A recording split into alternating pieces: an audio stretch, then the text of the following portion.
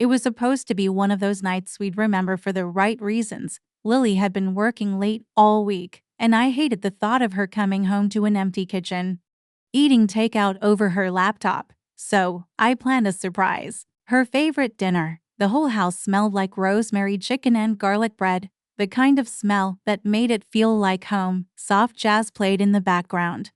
I even lit the candles she liked, the ones she always said made the dining room feel cozy and safe. I was stirring the sauce when I heard it, the low hum of a car pulling up outside. I glanced at the clock. Nearly 10, a little late, but not unusual for her, only something felt off. The engine stayed running longer than it should have, and the headlights cut across the curtains like they were searching for something. Then the sound came, footsteps. Not Lily's quick, light ones, but heavier, slower, almost dragging. My chest tightened. We don't get visitors this late, and definitely not unannounced. I wiped my hands on a towel, my mind already racing through possibilities. A neighbor with bad news, some stranger who knocked on the wrong door, or, worse, the doorbell rang, one sharp chime that seemed to echo too long in the quiet house. I stood there for a moment, listening, feeling my heart beat in my throat. Whoever it was, they weren't moving.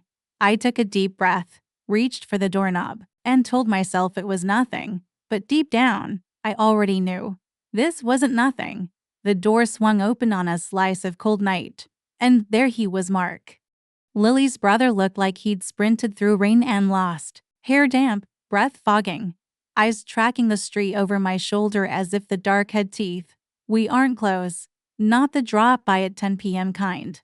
And something inside me braced at the sight of him on my porch, fists buried in a thin jacket. "Tom," he said, voice tight, "I need to talk to you about Lily." The words landed into places at once, my chest and my gut. I stepped aside. "Come in." He hesitated, peering past me into the living room like he expected someone. Only candlelight and a table set for two. He stepped in and shut the door softly, like noise might wake something. "Is she okay?" I asked. He didn't answer. He crossed to the window, peeled back the curtain with 2 fingers, and watched the street as though it might watch back. "Did anyone follow me?" He whispered. "That follow you?" The question pinned me in place. "Mark, what is this?" He let the curtain fall. Up close I saw the tremor in his hands. He looked at the plates, at the folded napkins, and winced. "I shouldn't have come like this, but you need to hear it from me, not from the wrong person." "What are you talking about?" "Lily," he said carefully, like the name might break. "I think she's in trouble. And it isn't work." He pulled out a chair, but didn't sit. The soft jazz suddenly felt ridiculous. A scene I hadn't agreed to be in. I shut it off. "I've been trying to reach her," he said. "She stopped answering. Earlier this week he stopped. There's more. I'll explain. Just promise you won't shout. The walls carry." "Mark," my voice came out thinner than I liked. "Explain." He dragged a hand down his face, steadied himself, and met my eyes. His face held pity, or fear of what truth does. "Okay," he said, "but you asked for it." My heartbeat kicked up, hard under my ribs. I gripped the chair, bracing like when a doctor warns, this might sting. Whatever this was had momentum. It was already here, waiting for the part where my life split into before and after. Mark's eyes flicked to the window again before he spoke, like the street might eavesdrop. "I don't know how else to say it," he muttered. "Lily's been seeing someone for months." The words didn't just hit me, they knocked the air out of my lungs. I stared at him, certain I'd misheard. "What?" He swallowed hard. "She's been having an affair." For a second, everything in the room went strangely quiet. No hum from the fridge, no faint tick from the wall clock, just the rush of blood in my ears. My grip tightened on the back of the chair until my knuckles ached. "You're wrong," I said finally, the words coming out clipped, automatic. "You have to be." Mark shook his head. "I wouldn't be here if I wasn't sure." Anger rose fast, but it came with something worse, fear, because even though my mind rejected it, my stomach churned like it already believed him. Still, I clung to the last thread of denial. "You'd better have proof, Mark, because without it, this conversation is over." He hesitated, jaw working, and I saw something in his expression, regret mixed with determination. "I have proof. I just didn't want to show you here on the porch. I stepped aside, motioning toward the dining table.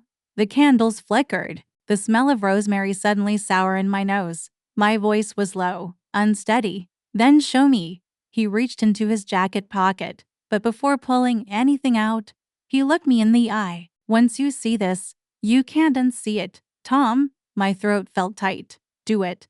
He set his phone down between us and tapped the screen, and as the first photo lit up, the floor beneath my life began to crack.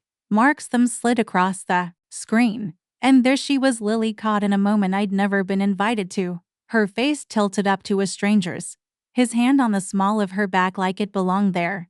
Another photo, them laughing at a cafe I'd suggested to her months ago. A third, a kiss, so casual it made my stomach heave. The room reeled. The candles guttered in a draft I couldn't feel before. I wanted to find some flaw, bad angle, cheap trick, but the coat was hers. The scar on her wrist from opening a can was there. The way she held her coffee with both hands when she was cold. There was no escape hatch. How long? My voice sounded like it had walked here from far away since early spring. Mark said. He kept his eyes on the table, giving me the dignity of not being watched as I unraveled. She told me she was figuring things out. I told her to stop. Tonight I saw them again. I followed just long enough to get this. I couldn't let you keep setting a table for two. He laid out the rest in clean, merciless lines: late lunches, overtime that ended across town, a pattern I could trace now through evenings I'd excused as stress. My brain did ugly arithmetic. The days I'd cooked, the flowers I'd bought, the jokes I'd repeated to make her smile when she was already smiling somewhere else. Outside, an engine cut, a door shut sharp, decisive. The sound fell through me like a trapdoor. Mark looked at me. Tom, I've got it, I said, surprising myself with how steady it came out. I picked up the phone, stared one last second at the lie I could never know, and handed it back. You should go. He hesitated, then nodded, squeezed my shoulder, and slipped out the back. The front lock clicked, keys in the dish.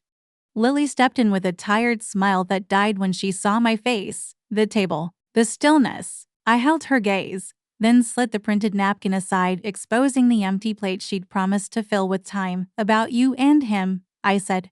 Her skin drained of color. She didn't ask who. She didn't ask what I meant. She knew, and in that knowing, I felt the floor stop shaking. There would be fallout and lawyers and nights where I'd stare at the ceiling until morning. But the worst part, the part where I didn't know was over. Sit, I said, voice shaking. We're going to talk.